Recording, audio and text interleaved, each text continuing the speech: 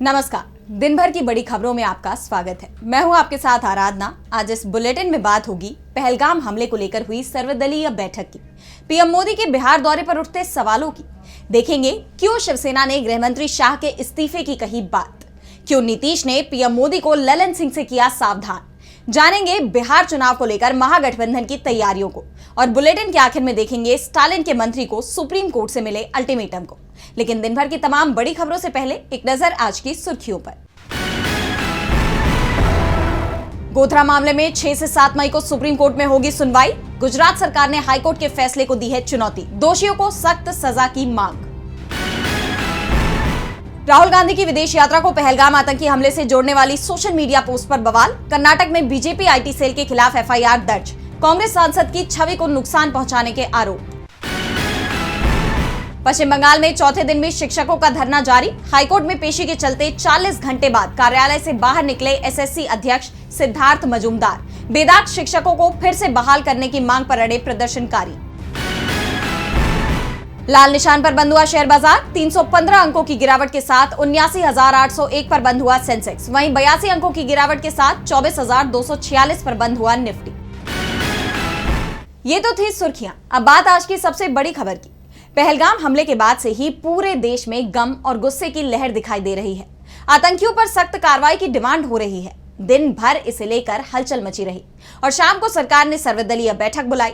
इससे पहले Congress working committee की भी बैठक हुई, जिसमें पहलगाम हमले की सख्त निंदा की गई। देखिए ये रिपोर्ट। पहलगाम हमले को लेकर भारत सख्त एक्शन में दिखाई दे रहा है। एक दिन पहले सीसीएस की बैठक में 5 बड़े फैसले हुए, जिसमें पाकिस्तानी दूतावास के कर्मचारियों की संख्या 55 से घटाकर 30 करने को कहा गया। सिंधु जल समझौता सस्पेंड कर दिया गया।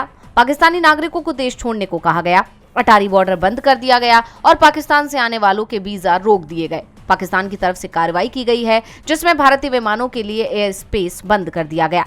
हर तरह से व्यापार पर रोक लगा दी गई है। लेकिन भारतीय कार्रवाई को लेकर पाकिस्तान के अंदर डर भी दिखाई दे रहा है।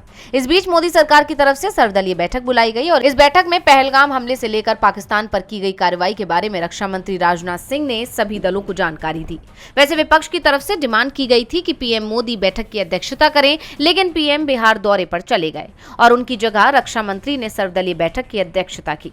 बैठक में सभी दलों ने सरकार की कार्रवाई का समर्थन करते हुए कहा कि सरकार जो भी कदम उठाएगी उसका समर्थन किया जाएगा। सर्वदलीय बैठक से पहले गृह मंत्री अमित शाह राष्ट्रपति द्रौपदी मुर्मू से मिलने के लिए पहुंचे और उन्हें अब तक के हालात की रिपोर्ट दी। इस बीच ये संकेत भी मिलने लगे हैं कि भारत कोई सख्त कदम उठा सकता है और इसी के चलते दुनिया भर के देशों को पहलगाम मामले की जानकारी दी गई।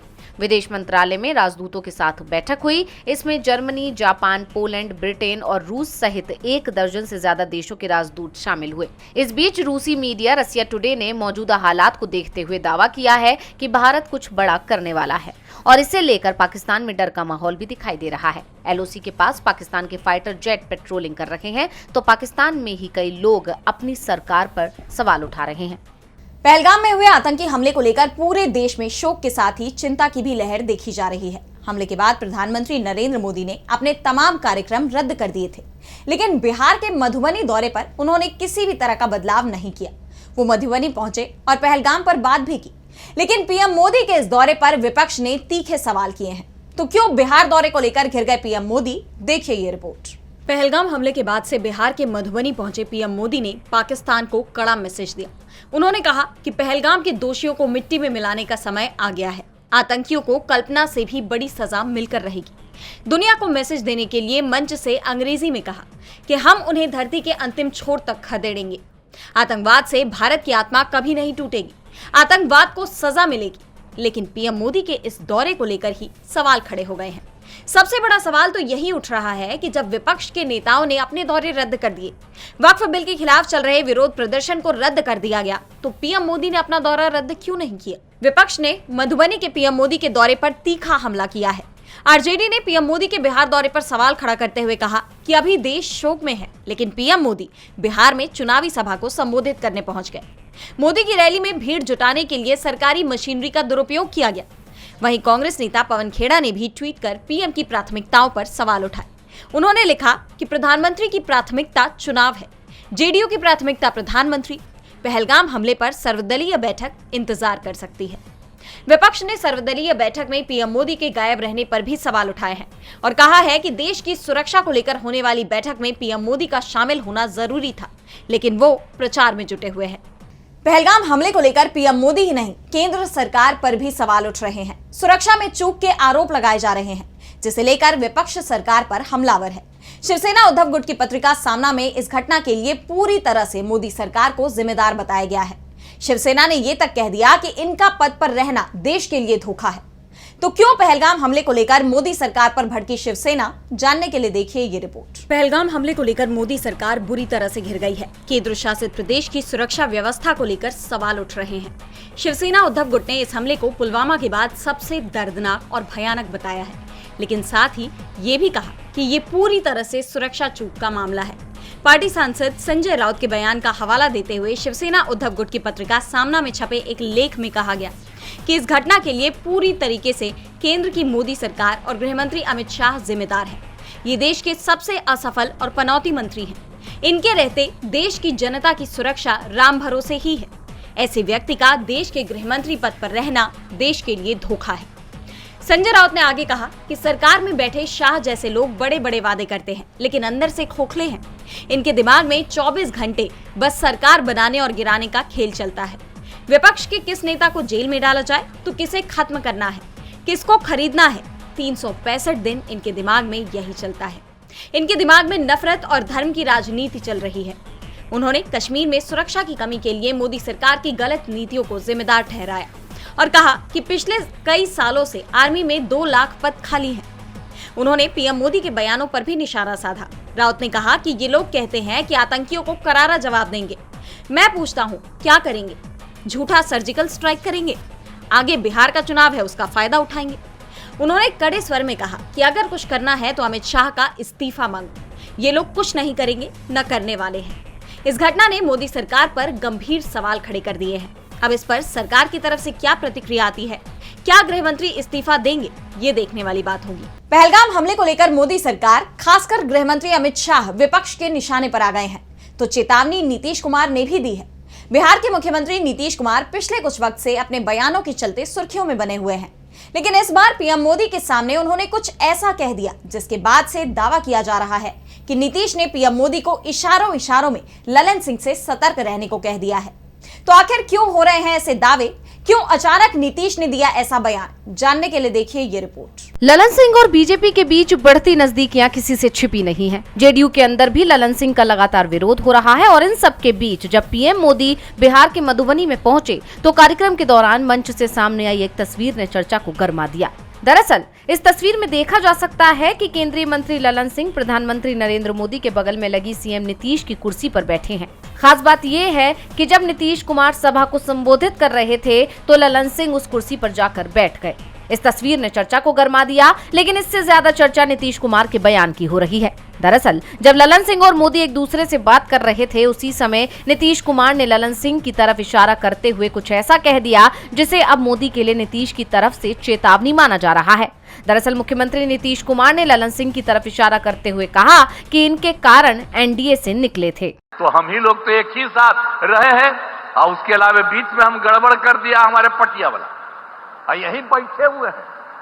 अब इन्हीं से पूछिए तो ये सब तो फिर बाद में इन्हीं को लगा है कि वो गड़बड़ है, उसको छोड़ दिए। अब हम लोग कभी उसके साथ नहीं जा सकते हैं और सब गड़बड़ किया है और उस सबको इसीलिए उसके खिलाफ है ना हम लोग लड़े थे जी। पहली बार 2005 में कितना बढ़िया से लड़े थे, ये तो साथी थे और खूब पढ़े थे, अध्यक्ष थे हमारे पार्टी के, तो इसीलिए एक एक तरह से काम हुआ। और अब नीतीश कुमार के इस बयान को लेकर जानकारों का कहना है कि नीतीश कुमार बीजेपी आलाकमान को सतर्क कर रहे हैं। इशारों में उन्होंने बता दिया कि हमें कमजोर करने के लिए आप जिन लोगों से नजदीकी बढ़ा रहे हैं, जिनका सहारा ले रहे हैं, इनकी ही वजह से पहले बिहार एनडीए टूटा था। नीतीश की बात सुनकर केंद्रीय मंत्री राजीव रंजन सिंह उर्फ ललन सिंह के चेहरे का रंग उड़ गया और अब नीतीश के इस बयान की चर्चा हर तरफ हो रही है। सवाल उठ रहे हैं कि आखिर नीतीश कुमार ने अचानक ये बयान क्यों दिया। बिहार चुनाव से पहले नीतीश कुमार के इस बयान ने सियासी सरगर्मियां बढ़ा दी हैं, तो चर्चा महागठबंधन की बैठक की भी हो रही है। बिहार विधानसभा चुनाव के लिए महागठबंधन अपनी रणनीति बनाने में जुटा हुआ है। इसी कड़ी में पटना में महागठबंधन की दूसरी बैठक हुई। तेजस्वी यादव के नेतृत्व में महागठबंधन ने एकजुटता दिखाते हुए एनडीए को कड़ी चुनौती देने का संकल्प लिया।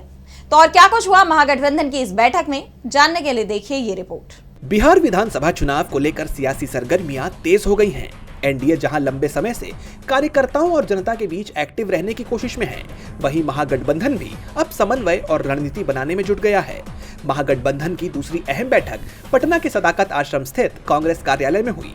बैठक में नेता प्रतिपक्ष Tejashwi Yadav, VIP supremo Mukesh Sahani, CPI, CPM और सीपीआई-एमएल के नेता शामिल हुए। बैठक शुरू होने से पहले पहलगाम हमले में जान गंवाने वालों को श्रद्धांजलि देने के लिए 2 मिनट का मौन रखा गया।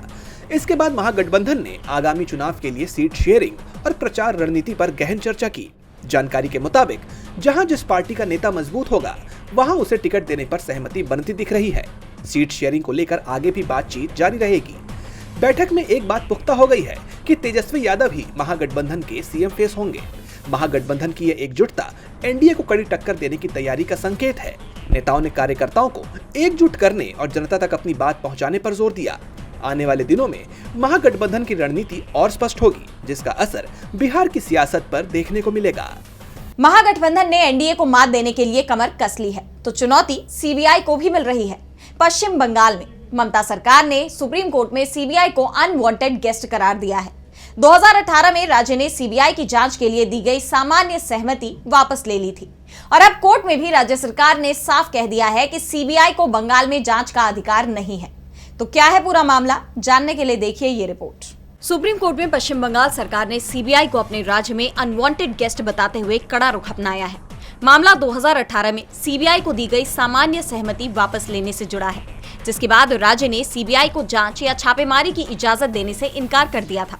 कोर्ट अवैध कोयला व्यापार से संबंधित एक मामले में 9 याचिकाओं पर सुनवाई कर रहा था, जिसमें आसनसोल रानीगंज क्षेत्र में कोयले की खरीद बिक्री से जुड़ी कंपनी के निदेशक अनूप मजीद समेत कई आरोपी शामिल हैं। जस्टिस विक्रम नाथ और जस्टिस संदीप मेहता की पीठ के सामने सुनवाई में ममता बनर्जी सरकार की तरफ से वरिष्ठ वकील अभिषेक मनु सिंघवी ने दलील दी कि सीबीआई को बंगाल में जांच का कोई अधिकार नहीं है।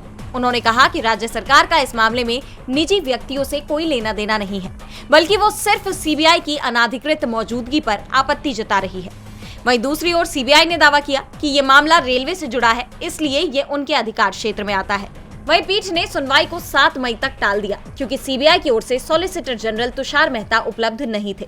कोर्ट ने राज्य सरकार की तरफ से दायर एक अन्य मुकदमे पर भी सवाल उठाए, जिसमें सीबीआई की कार्रवाइयों को चुनौती दी गई थी। गौरतलब है कि पिछले साल जुलाई में सुप्रीम कोर्ट ने पश्चिम बंगाल के मुकदमे को सुनवाई योग्य माना था, ये कहते हुए कि सीबीआई केंद्र सरकार के अधीन काम करती है। अब इस मामले में 7 मई को क्या सुनवाई होती है, ये देखना होगा। और बुलेटिन के आखिर में देखेंगे स्टालिन के मंत्री को सुप्रीम कोर्ट से मिले अल्टीमेटम को। सांसदों मंत्रियों पर अक्सर ही अपने पद के दुरुपयोग के आरोप लगते रहते हैं। आम लोगों को इसके चलते कई बार बड़े नुकसान भी उठाने पड़ते हैं, लेकिन अब इसके खिलाफ सुप्रीम कोर्ट सख्त दिखाई दे रहा है। कोर्ट ने तमिलनाडु सरकार में मंत्री वी सेंथिल बालाजी को कड़ी फटकार लगाई और साथ ही ये भी कहा कि उन्हें अब मंत्री पद और अपनी व्यक्तिगत स्वतंत्रता में से एक को चुनना होगा। तो स्टालिन के मंत्री पर क्यों भड़का सुप्रीम कोर्ट, क्या है पूरा मामला, जानने के लिए देखिए ये रिपोर्ट। सत्ता के दुरुपयोग को लेकर सुप्रीम कोर्ट का रवैया काफी सख्त दिखाई दे रहा है। बीते कुछ वक्त में सुप्रीम कोर्ट ने कई ऐसे फैसले दिए हैं जो सत्ता पक्ष को असहज करने वाले रहे हैं और इसी कड़ी में अब एक बार फिर सर्वोच्च अदालत ने तमिलनाडु सरकार में मंत्री वी सेंथिल बालाजी को जोरदार फटकार लगाई। दरअसल सेंथिल बालाजी पर कैश फॉर जॉब घोटाले में मनी लॉन्ड्रिंग के आरोप लगे हैं। हालांकि कोर्ट से उन्हें जमानत मिली हुई है, जिसके खिलाफ ईडी ने फिर अपील की है। ईडी का कहना है कि सेंथिल बालाजी मंत्री पद का इस्तेमाल गवाहों को प्रभावित करने के लिए कर सकते हैं, इसलिए उनकी जमानत रद्द कर देनी चाहिए। हालांकि सेंथिल बालाजी ने दावा किया कि मंत्री बनने से जमानत की किसी शर्त का उल्लंघन नहीं हुआ है और ईडी की आपत्ति केवल राजनीतिक मकसद से प्रेरित है। उन्होंने कहा कि 15 महीने की जेल के बाद मिली जमानत को अब चुनौती देना गलत है। सुप्रीम कोर्ट ने भी मामले में सख्त रुख अपनाया है। सुनवाई के दौरान जस्टिस एएस ओका और जस्टिस उज्जवल भुइयां की बेंच ने यह साफ किया कि सेंथिल बालाजी को जमानत केस के मेरिट के आधार पर नहीं, बल्कि संविधान के अनुच्छेद 21 में निहित स्वतंत्रता के अधिकार के आधार पर मिली है। कोर्ट ने कहा कि सेंथिल बालाजी ने पूर्व में गवाहों को प्रभावित करने के लिए अपने मंत्री पद का दुरुपयोग किया था और अब जमानत मिलने के 2 दिन बाद उनका मंत्री बन जाना न्याय की प्रक्रिया का मजाक है। आप कानून की प्रक्रिया से खेल रहे हैं। आपने अनुच्छेद 21 का दुरुपयोग किया है। कोर्ट ने साफ कहा कि उन्हें अब मंत्री पद और अपनी व्यक्तिगत स्वतंत्रता में से एक को चुनना होगा। साथ ही ये टिप्पणी भी की कि जमानत देने का फैसला एक गलती थी, क्योंकि तब वो मंत्री नहीं थे। ये मामला सत्ता, कानून और नैतिकता के टकराव का प्रतीक बन गया है, जिसमें सुप्रीम कोर्ट अब सख्त रुख अपनाने को तैयार नजर आ रहा है। तो आज इस बुलेटिन में इतना ही। आप देखते रहिए डीबी लाइव। नमस्कार।